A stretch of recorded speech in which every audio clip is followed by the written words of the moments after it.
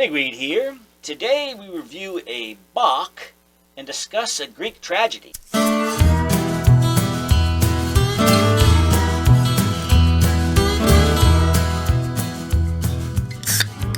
Hello and welcome to Beer and Conversation with Pigweed and Crowhill. Good evening, Crowhill. Good evening, Pigweed. And Good what? evening, Longinus. Hey, Longinus is here. I wonder why that would be. Yeah. So what's on your mind? Well, you heard about that horrible thing that happened in Greece recently.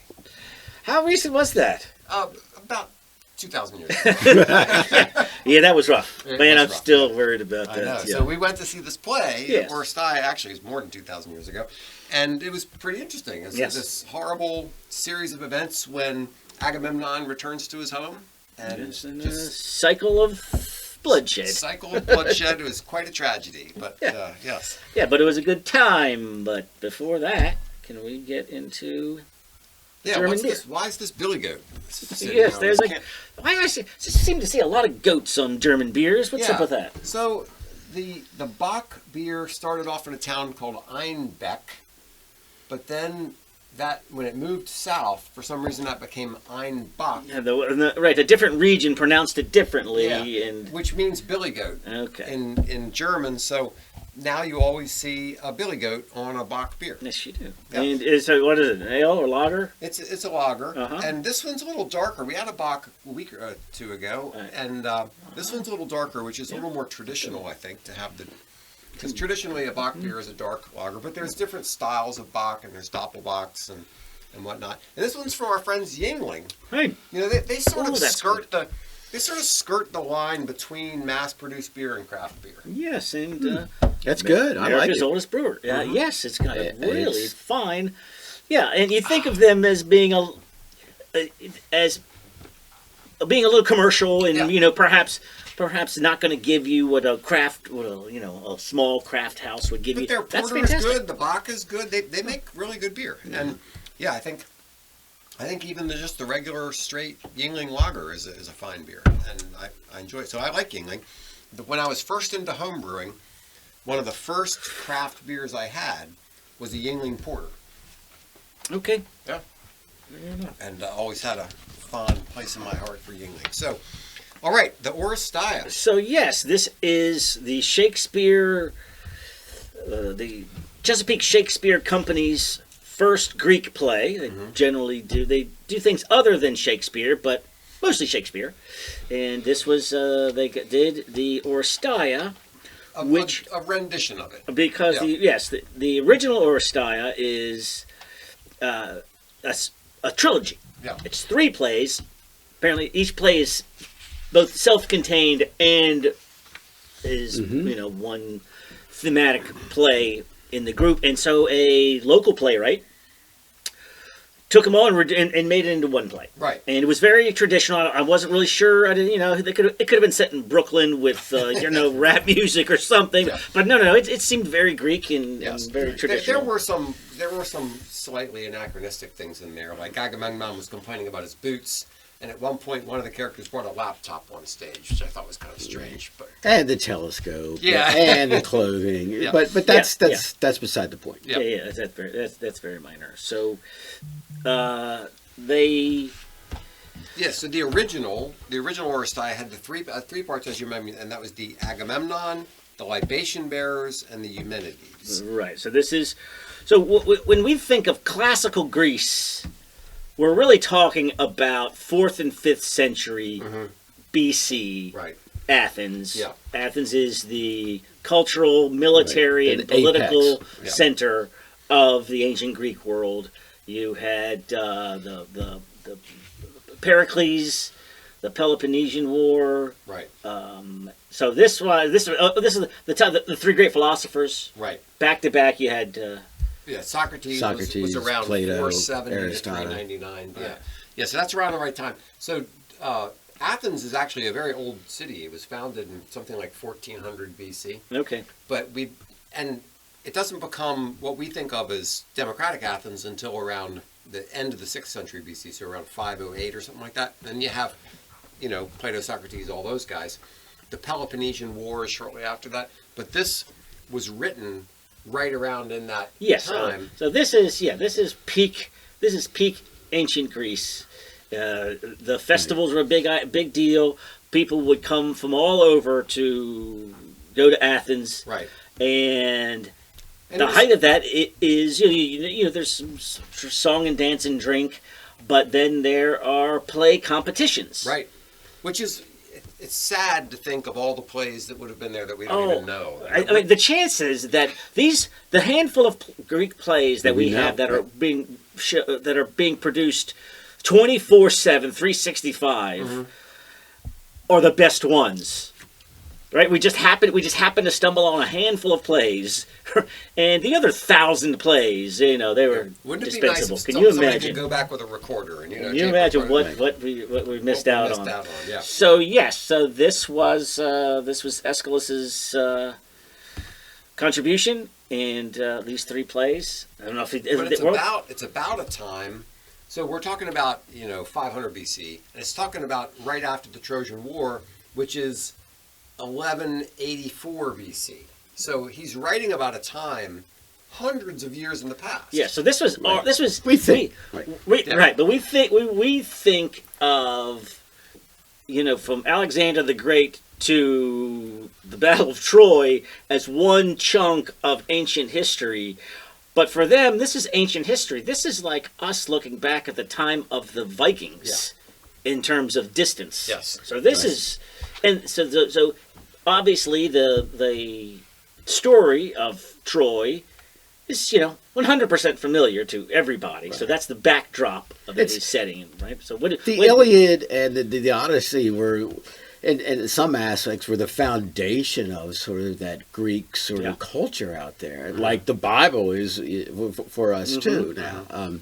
But and because of that, was Homer there for the Trojan War or the war in Troy, or where is he positioned between Socrates and Troy? Well, the Iliad wasn't written by Homer; it was written by another guy named Homer. Right. So right. We know that the plays were written down between, I think, 700 900 BC. Right, so which would have been 100, 200 years after the supposed Trojan War, because we still don't know if the Trojan War happened or it happened the way that Homer says, and we don't even know if Homer existed. So Homer could have just been a title like roaming bard, and that's what it could have. The story got passed. So something like that happened. Right. But how the details, who knows? There was a Roman horse or right. not. There's a couple of things though which are interesting about the language within the Iliad and the Odyssey, is that some of that language they know comes from sort of the Anatolia area, the Turkish area, right. And they also know that some of the phrases and words that they used are what they call pre-writing era. So that sort of intuits the idea that these stories sort of grew and evolved sort of several hundred years, and then some guy named Homer or somebody, right? Somebody had to write it down, right?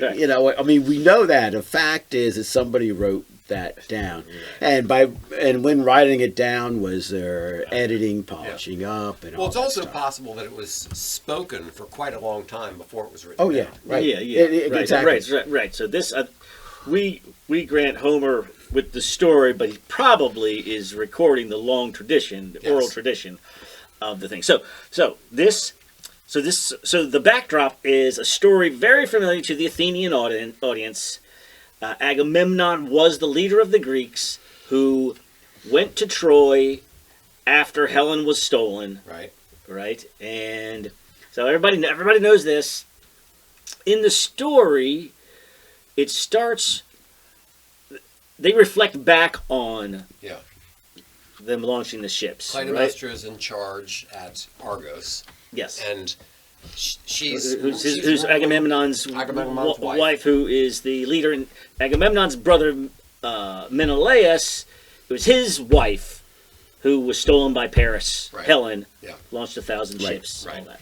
Yeah. So in the beginning of the play, we see Cassandra with her household, and they're reflecting on when is he going to come back, and Yes. how long is this we're going to endure? So we've been all this. waiting for 10 years. Right, yes. Good God, this thing has been going on. Right, yeah. And she makes reference to her daughter, Iphigenia. Yes. Right. Who's no longer. And the there. chorus, townsfolk or something. Well, what was the chorus, and why was there a chorus, and what was the purpose of the chorus in a Greek tragedy? Yeah, right. So I think these festivals probably started with a guy just reciting plays and telling the story of Homer's story or something. Mm-hmm. Then you had a couple of people. Then you had two people interacting. Then you had people putting on masks to become various characters. Yeah. But you needed to help tell the story. You had this chorus which represents the populace, and they would provide backstory. That's the context, right? the backstory. Okay. Yeah, and to someone for the your handful of main characters to interact with, and so in this case they are like household help. Yeah. I thought that was brilliant, by Yeah, the way. yeah, that was very nice. So then Agamemnon comes out. Now you're in the past. Well, we have to back up and talk about Iphigenia. So when Agamemnon was trying to leave to go to Troy, the winds. Yeah, so I'm saying. there was no wind. So the story. Originally, the story is set in the present day. Let's Yeah, say. right. And then there's a flashback, Yes, kind of. exactly. And Agamemnon comes out as if he has not left.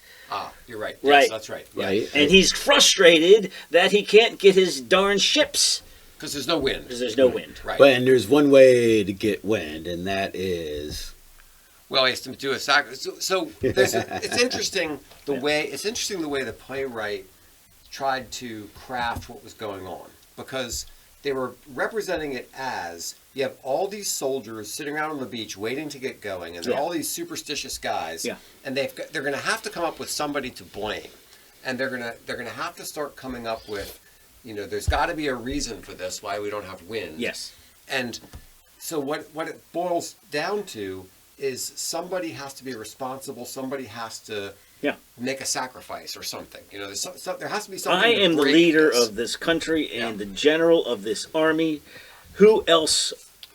Who else is at fault? Because things just don't happen for no reason, right? Right. Gods are unhappy with us. Right. And that's a long-standing position for Yes. why things aren't going well for a civilization. Right. Well, we must be doing something wrong. Yeah, and the playwright made Clytemnestra to be very secular, tough-minded. I don't believe any of that stuff. Forget about all that. Yes. But Agamemnon was sort of on the fence. Yeah. They kind of put him between the superstitious guys down on the beach who were saying it must be a problem, and Clytemnestra, and he was. Yeah, he couldn't distance himself in the way that she could. Yes. These are his people. Yeah. Exactly. right. Yeah. So he has to make the sacrifice, and the general makes the which he has interpreted. But it wasn't was it his own dreams, or was it Iphigenia's dreams? Yeah, so that was a little bit interesting. It made it sound as if Iphigenia herself was foretelling her own death. Yes.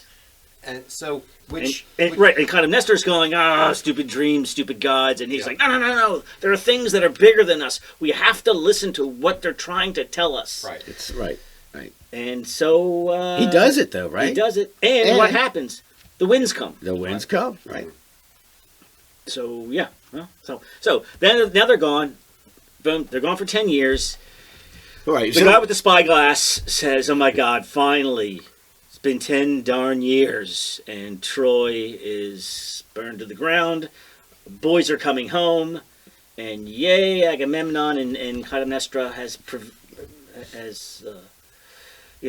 set up this ceremony for him, the returning king." And the ceremony is very significant. Yes. Because in Athens, in the Greek area, they weren't really in Athens, but for the Greeks, the idea of being ostentatious and walking on a red carpet to come into your home was, no, you don't do that.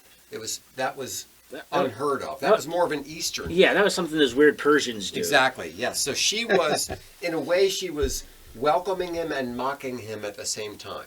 It was. That's a good point. I didn't think about that. So he rolled out this big red carpet, and he's supposed to walk up this red carpet, which is, a lot of symbolism. Exactly. Yes, he's walking through this river of blood. Walking through the river of blood, Yeah. yes, to come back into his home, and he's doing it like an Oriental potentate, not like a Greek. Right. Which, to his chagrin, he was not. And he's like, "No, I'm not going to do this. I'm not going to walk on this." But then he goes, all right. I've been planning for this for 10 years. Yeah. Yes. You're the returning conqueror. You need something. Just all right. I'll do this one time and get it over with. Yes. And then now come into my bedroom. Yeah. So he goes. He Come in walks for a up, bath. Comes in. He's going to take a bath, and she kills him in the bathtub. She kills him in the bathtub. All right. So we've had. But not just him. She He also kills Cassandra, right? Yeah, Is it- so- was it Oh, Cassandra? yeah, this is another thing that would be familiar Which to was his- the Greek his- audience. his reward for conquering Troy, which was a slave, His and Cassandra spoils. was. She was a prophetess, so Apollo gave her the gift of prophecy. But cursed her. But also cursed her in that no one would ever believe anything she said. Right, it's a metaphor we still use today. When somebody turns out to be, Yeah. when somebody was poo-pooed about their prediction of something and it turns out to be right, they say modern day Cassandra, right? So this is a very important figure, and it also plays into, so he's not only killed his own daughter, he has brought his slut into the house. Right. So, this is, so the balance of the writing of the story is so good because, right? So now you sort of back and forth between making his case, making her case, right? But, right, and all right, okay, now I'm on her side. Yeah. right, and then you get on her side, and then it goes to the next chapter, which is where Agamemnon's son comes home, which is. I can't remember his name. Orestes, yes. Orestes, right. Right. So the scene Orestes, of the right. play is mostly. It seems like Electra has a larger role in the thing that we saw in Baltimore than in the original trilogy. I think But that's anyway, probably right, so yeah. she's the daughter. She's never met. She doesn't really remember her brother because he was whisked away. And she doesn't even remember her father. She only knew him briefly. She knew him for a that's few right. years. Yeah, and then he goes off to Troy. Comes back, immediately gets killed. And she's like, great, my father's get to finally know coming my home dad. after all these years. You And- killed him before he even said hi to me. Yeah. Yeah. Right. And so she's like, she is bent on continuing the cycle of revenge. Yes. And now mom has to die. Yeah. Right. But she's decided that she needs her brother to do it. Yes. So he comes home. And He comes that's home. actually that's an So now we're interesting into the third play, right? But there's an interesting twist here. Why did Clytemnestra feel that she, a woman, could take revenge and kill Agamemnon, but the girl, Electra, didn't feel that she could take revenge on her mother. She felt that Orestes had to come to do that. Yeah. So that was an interesting little bit of a twist, because a big part of what's going on in this play is the roles of men and women. The father's right to be in charge of the home or whatever, the mother-daughter relationship, the father-daughter relationship. Yeah, and maybe that was the case. That yes, Clytemnestra is strong enough to take that kind of revenge, but in general, women Electra don't do that, Didn't do that, and yeah. and she doesn't expect her to, and nor does she know where. She believes that Orestes is alive out there somewhere, but she doesn't know, and She's hoping that he will come. So we have these 3 10-year periods, right? There's the Trojan War 10-year period, and then Clytemnestra kills Agamemnon. Then we have another 10 years before Orestes shows up. Yes. Right. Yeah. Right, and he shows up, and he's like, "Yeah, Apollo wants me to kill her." right, but and Electra's like, "All right, let's do this." He's like, "I just walked in the door. I know. Give me a moment. Can here. I mourn my? I don't even know where my dad's buried. Can I, spend a few minutes at his gravesite?" And she's like, "I guess."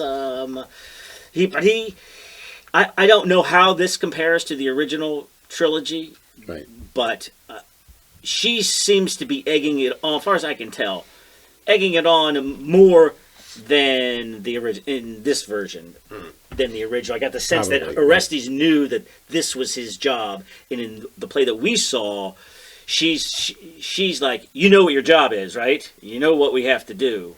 And while he didn't seem to be bursting in the door, ready for blood. He didn't, but I think in the original story, it's Apollo who gives him the commission to come kill Clytemnestra, because he has to avenge his father's murder. Right. Yeah, so then we introduced this new element, which is this idea of people getting messages from God to do things, right? And what so you're Clytemnestra didn't have any Right. of that. She was just No. she was just angry because you killed my daughter, Right. right? And now Orestes comes along and he's got this divine mandate. Yes. So, all right. So let's finish this out. Then we'll come back and hit the themes. So Sure. he does kill her. Yeah. And she's and Electra's glad about it. And then the towns. Now we've got The nobody chorus, running. which is like the townsfolk, which is like the servants. Right. The Right. chorus is going now. What do we do? Because neither one of these children are fit to run the house of Atreus. Yeah. You know, you had Agamemnon. She had Right. king and conqueror. Then you had strong-willed queen. And now they're like, now what are we going to do? Are we not going to? Not going to have a house, or are we now going to take upon it ourselves to kill Orestes because Yes. he killed Clytemnestra? Or? How does this cycle of revenge end? Right. That I thought that was the best part of the play was Yes. the end and them struggling with what do we do now? What is justice? What do we have to do to Yes, keep and the justice here? various That- people in the chorus Yeah. conflicting with one another about. Right. You mean we're not going to punish him at all? Well, that's not justice. What are we going to do? Kill the guy and just continue this cycle of bloodletting? Right. So And- one thing that wasn't brought out as much in the play we saw as it is in the original, and I haven't seen the original, but I learned a little bit about it, is in the third act, what happens is the Furies are chasing Orestes. They're tormenting him, and they chase him to Athens to undergo trial, and Athena gets involved in the trial. Okay, And, yeah, and that's definitely Athena sets up a court to try Orestes, and the judgment is like 6-6. They can't decide who was at fault here, and Athena has to cast the deciding vote, and she votes in favor of Orestes because he was doing what Apollo told him to do. right. So Right, so good, because his position. I mean, this is the original Rock and Hard Place. Is killing your own mother, or not avenging your father. yes, What- which the god has told you to Jeez, do. I mean, Yes. what are you going to do It's here? damned if I do. There's damned no if I don't. way. That's right. Yeah. So I think what we have here, like you said, the play is 458, and the beginning of democracy is 500. So this is only 50. Democracy is only 50 years old, Right. right? Which is nothing. So It's like a play today about the civil rights movement. yes, right. So thematically, what's going on here, I believe, is establishing a system where justice is not handled by the rich and powerful, but by the people. Yes. Right. Right. Beginning of not by the trials noble, and nobility and right. And also But- not by the family. It's not like Hatfield McCoy's. It's not like the family is going to take revenge. There's some other system. Yeah. The one thing I thought was, and I think this is totally with McLaughlin's version of it, the end where they start to wipe the chorus or the townsfolk or the servants start to wipe off the blood of Orestes and just clean up, Yeah. And that is sort of this incredibly compassionate act, which I don't think was probably in the original whatsoever. And, But and I'd also, be it interested basically in just that. ends with him apologizing. Right. And so, which on the superficial level is very unsatisfying. You're Yes. like, what? That's it? That's how you're going to end this thing? But I think that is the point. It's not easy. It's not clear and obvious. It's not. He's not going to tie this up for you and say, I will show you what justice is. You know what justice is? It's sloppy and it's difficult and it's not going to make everybody happy. Right. It was unsatisfying. Yeah. Because they had this, basically the chorus, which were the household servants, became the the jurors Yeah. Right. in the trial of Orestes in the end, and they took both sides, and they said he should be killed, he shouldn't be killed, and they went back and forth. Right. And then in the end, you're left thinking, well, what did they decide? Yeah. It's Right. left unresolved. It is Yeah. left unresolved, and I Right. think that's kind of that's why you have to look at it in its greater context, Right. not just the individuals on the stage, because in that way you just feel a little bit left out. But if you realize what it is, this is a bigger message about society, about mankind in his search for justice. Right. This is more than so. There are a lot of themes weaving through this whole play. It's Right. very interesting. Right.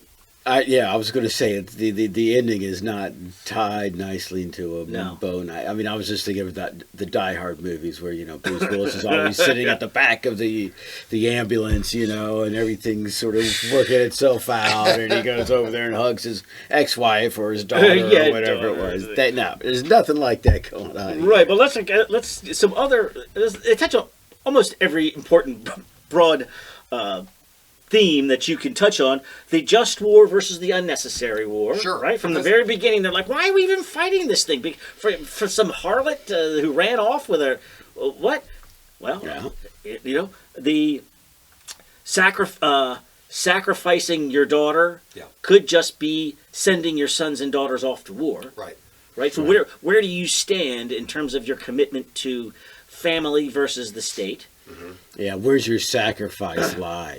The idea, as a general, you got to get out of here. What is it going to take for you to do that? Yeah, the right. ultimate The position sacrifice. that he's in. Yeah, Yep. is he right? Is it more important that he maintain his family, or just he's got 10,000 troops Yeah. ready to go somewhere? Yeah, and from one kind of cold calculating perspective, what's the difference between killing your daughter and sending your sons off to a war where they're probably going to die? Yes, Yeah. that's- Well, I mean, that's the thing is like, either come back victorious or come back with your head on a platter, yeah. is what the mothers would say to the Right. Greek warriors. as they with your shield or on it, Right. right? And Yeah. and there better not be any spear holes in your back.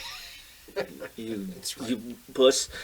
Faith and belief. Sure. Right? I was surprised that I would have thought that everybody was on board with the gods, but then you think about Socrates is the same time, and He gets killed because he denies the existence of the gods. So, Well, Well, right. Yeah. You- corrupting the youth of Athens. yes. Right, he corrupted the youth of Athens because he questions too much of all that. Right. Yeah. How about free will and determinism? Yeah, that's She, it. Clytemnestra is like, I didn't kill him. Yeah. The war killed him. Like, there are forces. Yeah.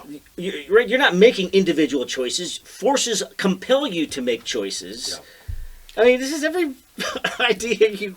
Another one that didn't come out in the play we watched, but supposedly is a big tension in the original play, is the question of which is more important, the relationship of a father to a daughter or the relationship of a mother to a daughter?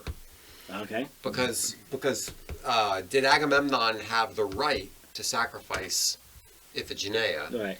So Clytemnestra is saying, no, it's my daughter, and Agamemnon's saying, no, it's my daughter. Right? Yeah. So there's this kind of conflict going on there. Yeah, and these are themes that have been embraced. So by family philosophers, tensions and family struggles were back then as they are still today. Exactly. I just found it, being 2,400 years old, going, we're no closer on any of these subjects that we were, and that they were already. I mean, that back then they were struggling with the same themes that we still are today. Although generally speaking, today people realize no, it has to go. You can't do that on your own. It has to go to the court. It's not. Well, for you to take the justice cycle on of your own. revenge versus justice. Yes. Yes, that part. Although, Right. Although people still. there is still people compelled to go. Yes. Look, I actually know that I could 90% go of to jail for murderers are- this, right, but 90% of murders are done by people you know. Yeah. Right. It's Yes. never done by a stranger. Right. Strangers are a lot safer than people you know. Yes, but also if you think of it in like the context of a gang or something like that. Yeah. I'm sure there's a lot of revenge killing and stuff. Yeah. Yeah, yeah. They don't go to court. No, Well, that was they- great. I thought the whole play was great, and it was a wonderful time. Being in that building, being in the Let's actually strange talk seats, about the place itself. Yeah. So our Longinus is our literary and architectural contributor. That's right. So yeah. So what about? So it's about 3 blocks from the Inner Harbor in downtown Baltimore. Yeah, it's on German Street. Oh no, wait a minute now. It was on German Street, Okay.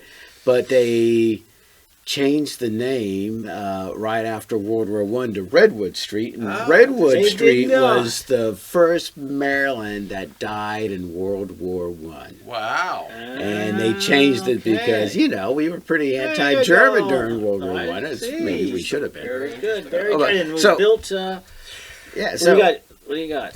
so the Redwood Street, at the 20th century, was considered sort of the Wall Street of the South. And it had a lot of these bank buildings on there. And this one, which is really exciting, was built in 1885, designed by okay. Wyatt and Sperry, and really in sort of this bombastic sort of architectural style, which we call Romanesque, which is also called Richardsonian. And it's just big blocks of stone and being placed up there, and really incredible. And what makes it super thing, it was built to be fireproof, and guess what? Guess what? Not 50 years later. Well, it was fireproof because in 1904, we lost 1,500 buildings in downtown Baltimore. At that time, and I think there were like 15 that survived, and this was one of them. Okay. Wow. So Okay. Well done. that was done. So the Mercantile Trust and Deposit Company, important in banking history. In 1953, it merged with the Safe Deposit and Trust Company, which is kind of interesting because that was started by William T. Walters and Johns Hopkins. So, okay, big names. all of these merchants also created banks, were also directors of the bank. So they were, in charge of the manufacturing of goods, the trading of goods, and also the money that allowed them to do all That of was that that at the same weird time. thin building across the street, that Merchant Bank and Trust you're talking about? Across the street from the play? No, this was called those two banks merged back in 1953. I see. Okay. But the theater building was the Mercantile Trust And Deposit Company. it stayed as a bank up until the 2000s, right? And then Yep. and then what did like the disco era or something like that? Then it became Right. nightclubs, a restaurant, and Okay. then when 2014 it became the Shakespeare Theater. It became the Shakespeare Theater. And I remember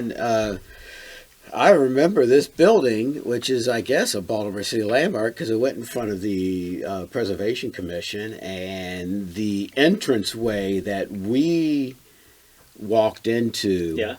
we approved, even though it was to alter, like, I guess it was a window opening into this big doorway because they wanted to make everybody walk in that way and not through the other doors. Because we walked by the front door of the doors, faces Redwood Street, but that's sort of all chained up. You can't get in that way. Okay, so now it's But- Calvert.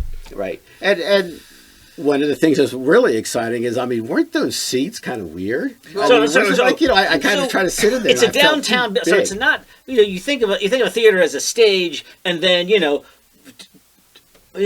20, 30, 50 rows Going back. going back. No, these But go it's a up. small building. Yeah. It's a small city building. So really, the first floor has maybe 5 rows. Yeah. And then there's a second and third, and each of them are 2 rows. Everything just goes up. So you're looking down on the play. It was great, Yes. because we were on the second floor, and if I were to spill a little bit of beer, it would have landed on the head of the guy sitting in front of me.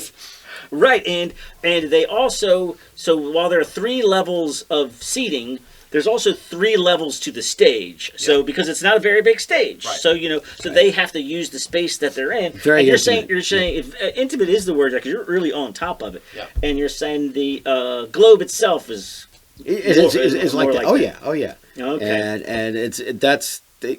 and that was the idea of it, to try to replicate that Yeah. that experience as Well, well. no need for microphones in this place. Right, and it wasn't. That was It was really all in close, and the sound was great. Yeah, In fact, when they were using the speakers, I guess with the music, I thought it was too loud. Yeah. At least where we were sitting. Yeah. I liked it when it was just a quiet kind of piece Yeah. to it. So So, all in all, it was right. Well, A taste of Greek drama, a taste of all the fabulous themes of Western civilization, and a beautiful building. Yeah. I wanted to talk a little bit about Troy. Okay, we'll sure, bring it. yeah. Right. So, because- so obviously, like we said, everybody's familiar with the Trojan War, and the backdrop of this is Right. the Trojan War. What do we know Which about is the captured Trojan by War? the Iliad, and we know the Iliad is a poem. And, there were many people that did not believe that even Troy as a city existed. Right. But this, there was a couple other people beforehand, but in 1870, Heinrich Schlemmer shows up and says, I'm going to go ahead and dig in this neighborhood, in this area, and I think I'm going to find Troy. So, It's southern Turkey. Yeah, so southern Turkey, it's where the Aegean Sea and the Black Sea sort of can meet. Okay. So it's in a place where that connection is. It's also in between the East and the West. So Yeah, it's yeah. also it's always sort of very like a strategic trading. location. Right, Very right, strategic So the location. Greeks are in the west, and you've got this is the eastern side, and so you got all that. So Persian this side. this Heinrich guy goes down there and he starts digging and doing archaeology in 1870, which wasn't very scientific or very organized. He was just digging, and he digs deeper and deeper, and he goes through like 10, 15 different civilizations, Yeah. and he hits pay dirt. He finds gold, silver, all this trinkets, all this archaeological objects, and he's like, God, I found Priam's treasure. But the thing was, 30, 40 years later, we find out through archaeology that, no, he hit something that was about 300 to 400 years earlier before when we thought the Trojan War existed back in But is he 1000 BC. finding Eastern stuff, or is he finding Greek stuff? Both. Okay, well there He's you finding a go. little bit of both. But And a he's lot fin- of cities, a lot of ancient cities are built, you have a city, it gets destroyed, another city's built on top on top of it, destroyed. Which is Destroyed. great for archaeologists, right? Right. But you can just go through history like a geologist. With, Yeah, that's Down through what the they strata. do. Right? yeah, through the strata. So now it's on the World Heritage Site. I think they have concluded that Troy. This is the site of Troy. There's a couple other names for it, but they Okay. all connect with each other. Did the Trojan War really exist at that time? I don't think there's any written record that it did. I mean, there is the Iliad, but that's a poem. Hundreds of years later. Yeah. Right. And they've found, evidence that there's been human habitation in this area for 9,000 years. Yeah, but what could you find that would say that the Trojan War? Are we going to find the horse? I mean, what are you going to A wooden find horse? to say that the Trojan War actually happened? Well, here's what they found. Well, I could say Well, he found- so we'll get he's- back to that, but I think the thing is they have found evidence. They have found no evidence that disproves that the Trojan War happened, Right. and they found sort of circumstantial evidence. And the way they've done it is because of some of the descriptions in the Iliad. They said, oh, this is the rampart that they were talking about. Oh, this is the big ditch, which was sort of like a moat that would prevent chariots from getting into the Right. city. So they found things like that. They found evidence of sieges. They found evidence of the whole place burning down and Greek I like it. I'm Greek a little burial more mounds into it. and Greek arrowheads. But no, the idea is, no, we don't know if the Trojan War existed. If it existed, it probably occurred very differently than the Iliad. But who something. cares, But right? some right. An important East-West, early Greek versus Persians or whoever was over there type war happened on their territory, and maybe the story built from that. But I'm saying Right. that there had to be There some were kind of always event. sieges, But he right. finds a Greek mask, right? And Right. that's the famous I have stared into the face of Agamemnon, Right. or something, right? Something along those lines. Like But that. it sounds great. You know, Sounds in so great. 1870, you could say what you You could wanted say- as an archaeologist. You know. Wasn't anybody Now, you know, there's contradicting peer it. review articles you got to go through. There were no peer review articles back then. Right. There's And, other white men who wanted to but hear it's a the bunch same of yeah. thing. But I like it, and I'm gonna. Yeah, I I like it think it happened exactly the way that it was written. Right. Exactly Because the I way. want to. All right. All right, gentlemen. Well, So- that was fun, and Yeah, I great. think we should try to. You know, we have Romeo and Juliet set in the 1970s. I love that. I love that. Is right? Is next on the list for the bell bottoms again. Chesapeake Shakespeare. All right. Well, Here we go. Cheers. Thanks so much for listening to Beer and Conversation with Pigweed and Crowhill. Remember to visit us at pigweedandcrowhill.com or send us an email at pigweedshow@gmail.com.